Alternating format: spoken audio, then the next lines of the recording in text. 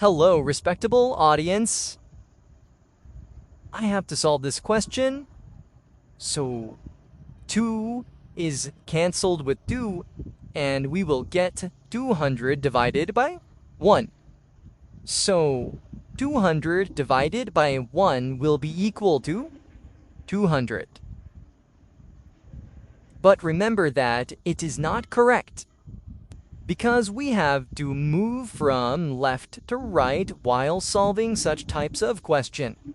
So 200 as it is, divide is changed into multiplication, and we have to flip. 1 by 2 will mean 1 by 2 will be flipped. It will become 2 over 1 are simply 2 times 2. Now, again, we have to move from left to right, so 200 times 2 will be equal to 400 times 2.